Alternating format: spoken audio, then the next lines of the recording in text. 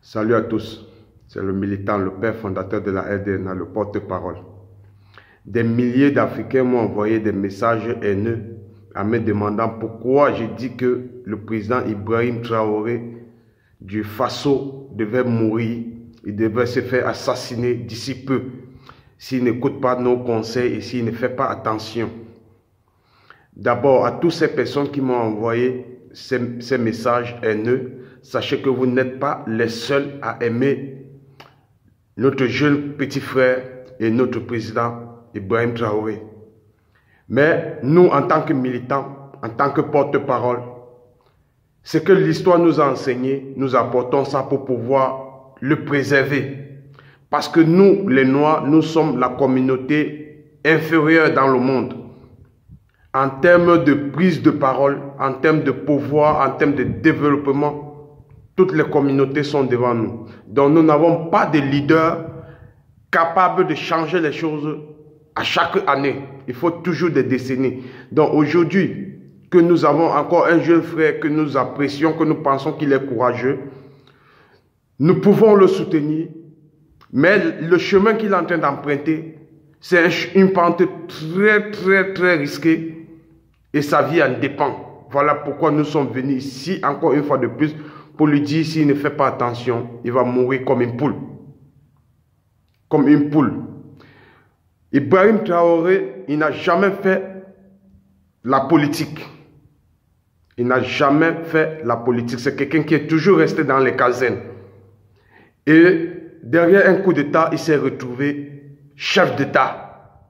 Et ça demande de lourdes responsabilités et ça demande de connaître la politique. La politique, il faut savoir comment s'y prendre pour pouvoir gérer ce qu'on a trouvé et ceux qui viennent après nous. Comme j'ai dit,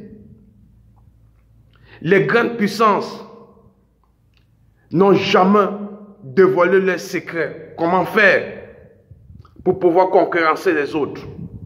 Aujourd'hui, est-ce que vous savez que la perte de Kadhafi,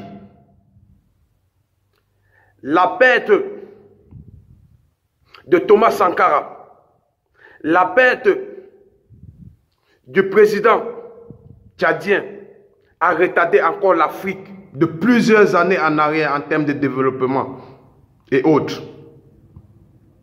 Donc, nous sommes en train de voir que si nous perdons encore le jeune Ibrahim Traoré, ça sera encore un autre retard de plus pour l'Afrique.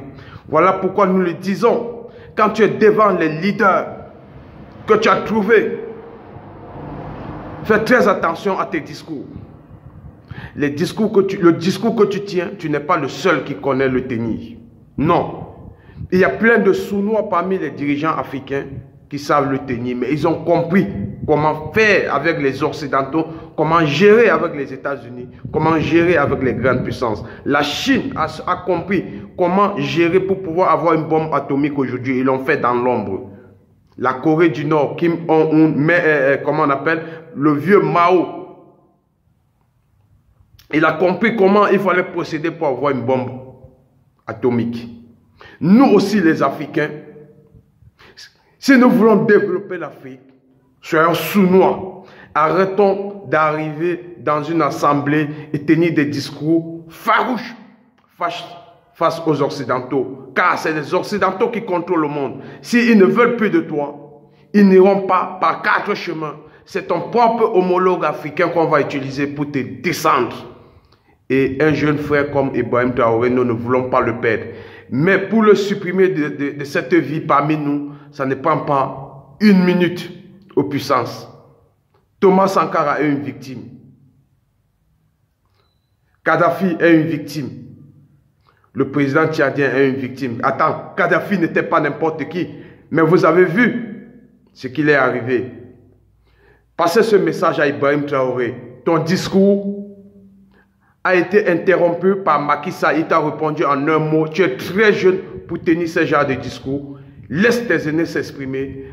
Dans ce qu'il a dit, c'est trop profond. Et nous, en tant que porte-parole militant, on vient te dire, dorénavant, garde le silence et utilise la politique du sous-mieux pour développer le Burkina ou l'Afrique. C'était le militant. Salut, ciao, ciao.